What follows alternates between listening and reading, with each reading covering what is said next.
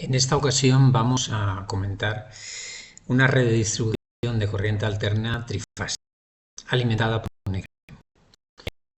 Primero, si nos fijamos en el esquema unifilar, podemos apreciar que tenemos diferentes cargas. Concretamente en los nudos C y D hay motores, porque su unidad son caballos, ¿vale? Y además nos da unos rendimientos. En los otros, bueno, es ver el enunciado lo que nos diga, y concretamente nos dice que los nudos B y F son lámparas de descarga y en C y D son motores. Podría ser que fueran cargas genéricas, los receptores genéricos, y no es ni uno ni otro. Luego veremos qué hay que hacer con todo esto. Bueno, lo primero es cuando nos den la potencia en caballos, eso es una potencia útil o potencia mecánica, y hay que traducirlo al sistema internacional, pasarlo a vatios, multiplicarlo por 736 vatios, 736. Y luego también cuando tengamos el rendimiento, si nos dan el rendimiento, hay que utilizarlo también para sacar la potencia eléctrica. Rendimiento, hay que recordar que es la potencia útil o potencia mecánica partido la potencia eléctrica o absorbida. Y de ahí vamos a determinar la eléctrica, que es realmente la que nos interesa a nosotros para el cálculo de la sección de esta red de distribución. Bueno, pues comenzaríamos en un paso previo haciendo esta conversión. En este caso, en esta fórmula lo hemos puesto todo junto, pero se puede hacer por separado. O sea, la potencia en caballos la multiplicamos por 736 y ya la tendríamos en vatios. Y luego de la fórmula que hemos comentado del rendimiento, pues la potencia eléctrica es igual a la potencia útil partido por el rendimiento. Lo hacemos para los dos motores implicados y ya tenemos el valor de potencia eléctrica en vatios. A partir de ahora ya podemos aplicar los criterios. Criterio de caída de tensión. Bueno, estamos en trifásica.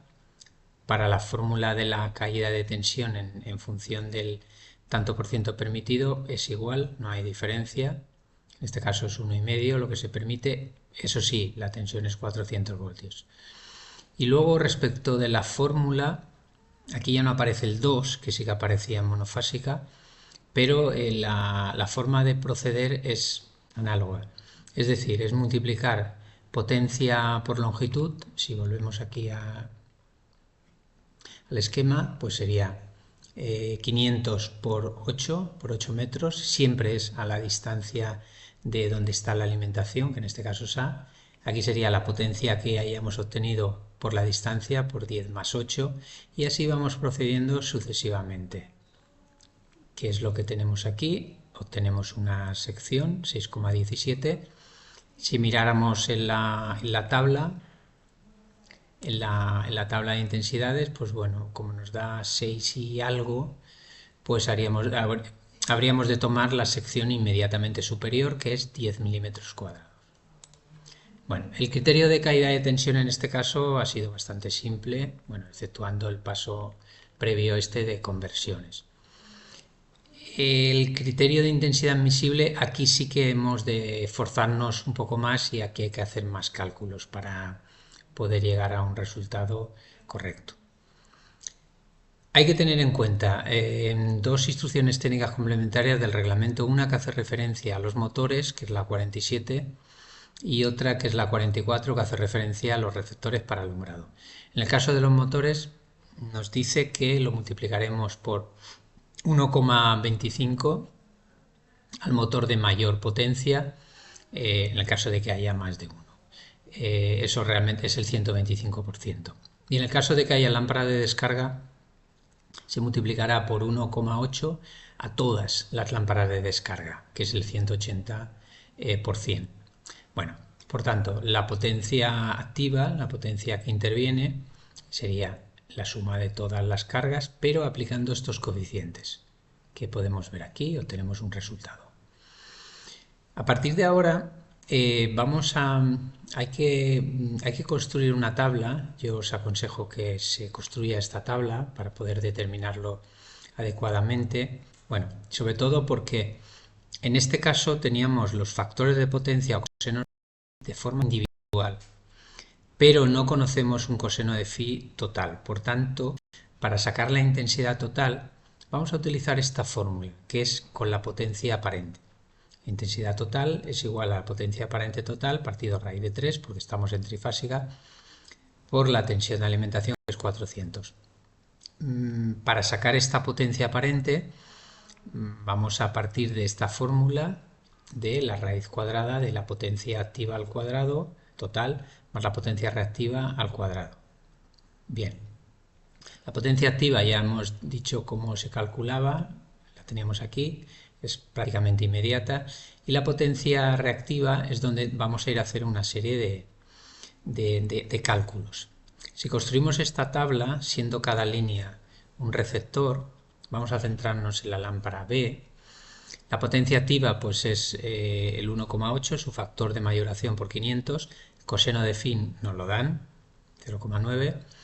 El ángulo se pone con la calculadora, o bien poniendo arco coseno de 0,9 o poniendo coseno a la menos 1, en función de lo que diga nuestra calculadora. A continuación sacamos el seno de ese ángulo, en este caso era 25,84 grados. La potencia aparente, aquí tenemos las fórmulas que utilizamos, es el cociente entre la potencia activa partido por el coseno, que lo tenemos previamente aquí calculado. Y por último la potencia reactiva. La potencia reactiva se obtiene como consecuencia del producto de la potencia aparente por el seno del ángulo, que lo tenemos también previamente aquí. Entonces completamos una fila para el primer receptor y para los sucesivos. ¿Vale? Aquí tenéis las fórmulas, cómo lo vamos haciendo. Ojo que la potencia aparente, al ser una magnitud vectorial, no se puede sumar como tal, porque además de módulo, pues tiene un sentido, tiene un desfase. Por tanto, esto no se puede sumar 1000 más 7600, no. ¿De acuerdo? Hay que tener en cuenta su desfase. Bien, en ese caso, la potencia reactiva total, eso sí, aquí sí que podemos hacer una suma lineal de lo que tenemos. Y a partir de ahí ya podemos aplicar la fórmula, como decíamos, el del triángulo rectángulo, la intensidad total, tenemos un valor. Y en este caso ya volvemos a casos anteriores, que es consultar la tabla. Consultar la tabla, como para este problema es tubo al aire, unipolar, y es PVC, nos dicen que utilicemos trifásico de PVC, pues corresponde con la columna 5A, y hemos de buscar el qué, pues una intensidad que sea superior a 20,32. Si miramos en la tabla, la sección de 4 milímetros cuadrados nos proporciona una intensidad de 24. Sí que en este problema nos hablaban de una temperatura distinta a 40 grados, pero en este caso es favorable, puesto que la temperatura son 35 grados. Por tanto, si la temperatura es menor de 40 grados, los valores de la tabla, los valores que obtenemos en las tablas, hay que subirlos, se multiplica por 1, algo, por tanto incluso van a ser más favorables.